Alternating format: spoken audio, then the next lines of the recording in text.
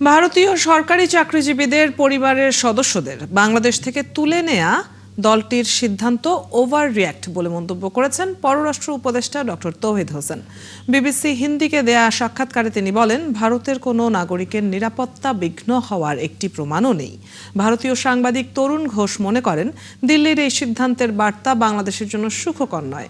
আর নিরাপত্তা বিশ্লেষক অবসরপ্রাপ্ত মেজর জেনারেল নাঈম আশফাক চৌধুরী বলেছেন, নির্বাচন সামনে রেখে ভারতের সিদ্ধান্ত বিশ্বে ভিন্ন বার্তা দেবে। নূরনবী সরকারের রিপোর্ট। হাসিনা রেজিমের পতনের পর এ নিয়ে 2 দফায় দিল্লি বাংলাদেশে কর্মরত ভারতীয় সরকারি চাকরিজীবীদের পরিবারকে ফিরিয়ে নিল। দুইবারই নিরাপত্তা ঘাটতি হিসেবে উল্লেখ করে এই সিদ্ধান্ত নিয়েছে। আপনাকেই বলছি, ইন্স্যুরেন্স করলে সিটিতে সুরক্ষা পাবেন নিশ্চিত। নয়াদিল্লি। অন্তর্বর্তী সরকারের দায়িত্ব গ্রহণের পর ভারত ও পরে বাংলাদেশ স্বাভাবিক ভিসা কার্যক্রম স্থগিত রেখেছে। ঢাকা দিল্লির সম্পর্ক গেল 17 মাস ধরে প্রত্যাশিত স্তরে নেই বলেও মত পররাষ্ট্র মন্ত্রণালয়ের। পররাষ্ট্র উপদেষ্টা তৌহিদ হোসেন ভারতের সিদ্ধান্ত নিয়ে বিবিসি হিন্দি সার্ভিসকে দেয়া এক সাক্ষাৎকারে জানিয়েছেন, ভারতের এই সিদ্ধান্ত over react. My acquaintance with India for the last close to 40 years. গত 40 বছর ধরে কাজের সুবাদে ভারতের সাথে আমার যে অভিজ্ঞতা হয়েছে, এটা যে কোনোভাবেই হোক ভারত ওভার রিয়্যাক্ট করেছে।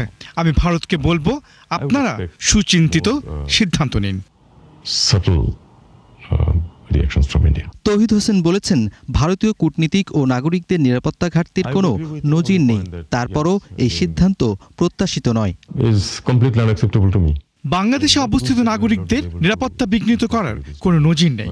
নিরাপত্তা শঙ্কায় ভারতের এই দাবি কোনোভাবেই গ্রহণযোগ্য নয়। আমরা ভারতীয়দের সবসময় নিরাপত্তা নিশ্চিত করব, এটাই আমাদের নীতি ও সিদ্ধান্ত। বাংলাদেশকে যদি পাকিস্তানের মতো তুলনা করে কোনো কিছু সিদ্ধান্ত নেয়, সেটা আসলে ভারতের নিজস্ব বিষয়। এটা অবশ্যই পরিতাপের বিষয়। আমি তাদের সিদ্ধান্ত বদলাতে পারি না। দুদেশের সম্পর্ক বেশ সংকটে।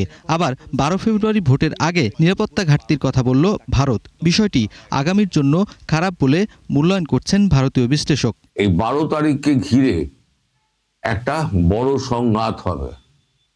সেই সংঘাতে অনেক কিছু হতে পারে, যার ফলে ভারত আগে ভাগে এই সিদ্ধান্ত নিয়েছে।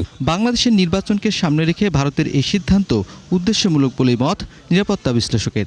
তাদের পরিবারকে নিয়ে যাওয়া নাশকতামূলক কার্যক্রমে তাদের সহায়তা, টেসিট অথবা ডাইরেক্ট, গোপন অথবা প্রকাশ্য সহায়তা, যারা নাশকতামূলক কাজ করবে অথবা তারা ডিপ্লয় করেছে বা পরিকল্পনা করেছে, তাদের সাপোর্টেও এই কাজগুলো হতে পারে। আমি এটাকে উড়িয়ে দিচ্ছি না। ভারতের এই সিদ্ধান্ত সতর্কতামূলক। নতুন সরকার আসলে এই পরিস্থিতির উন্নতি ঘটবে বলেও মত এই বিশ্লেষকের। নূরনবী সরকার, 71, ঢাকা।